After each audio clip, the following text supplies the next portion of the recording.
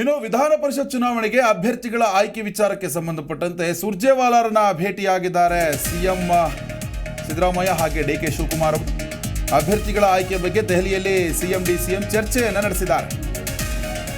ಸಭೆಯಲ್ಲಿ ಅಭ್ಯರ್ಥಿಗಳ ಬಗ್ಗೆ ಅಂತಿಮ ಸುತ್ತಿನ ನಿರ್ಧಾರವನ್ನು ಕೂಡ ಕೈಗೊಳ್ಳಲಾಗ್ತಾ ಇದೆ.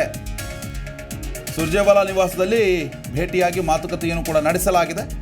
ಲೋಕಸಭೆ ಬಳಿಕ ಮೊದಲ ಬಾರಿಗೆ ದೆಹಲಿಗೆ ಸಿಎಂ ಡಿಸಿಎಂ ಭೇಟಿ ಕೊಟ್ಟಿದ್ದಾರೆ. ವಿಧಾನ ಪರಿಷತ್ ಅಭ್ಯರ್ಥಿಗಳ ಬಗ್ಗೆ ಅಂತಿಮ ಸುತ್ತಿನ ನಿರ್ಧಾರ ಕೈಗೊಳ್ಳುತ್ತಾರೆ ನಾಯಕರು. ಸಂಜೆ ಇವತ್ತು ಇನ್ನೇನು ಕೆಲವೇ ಕ್ಷಣಗಳಲ್ಲಿ ಅಂತಿಮ ನಿರ್ಧಾರವು ಕೂಡ ಪ್ರಕಟ ಆಗುವಂತಹ ಸಾಧ್ಯತೆ ಕೂಡ ಇದೆ. ವರಿಷ್ಠರ ಸಭೆ ಬಳಿಕ ಅಂತಿಮ ಪಟ್ಟಿ ಬಿಡುಗಡೆ ಸಾಧ್ಯತೆ ಕೂಡ ಇರುವಂಥದ್ದು. ಈ ಒಂದು ಚುನಾವಣೆಯನ್ನು ಕೂಡ ತುಂಬ ಗಂಭೀರವಾಗಿ ಪರಿಗಣನೆಗೆ ತೆಗೆದುಕೊಂಡಿರುವಂಥದ್ದು ಕಾಂಗ್ರೆಸ್.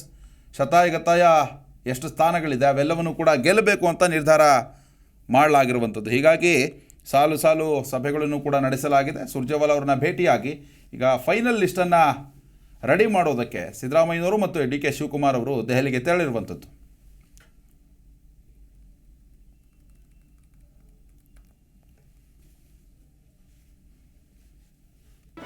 ಜಿ ಕನ್ನಡ ನ್ಯೂಸ್ ಈಗ ನಿಮ್ಮ ಮನೆಯಲ್ಲೇ ನೋಡಿ. ಎಲ್ಲ ಕೇಬಲ್ಗಳಲ್ಲಿ ಈಗ ಲಭ್ಯ.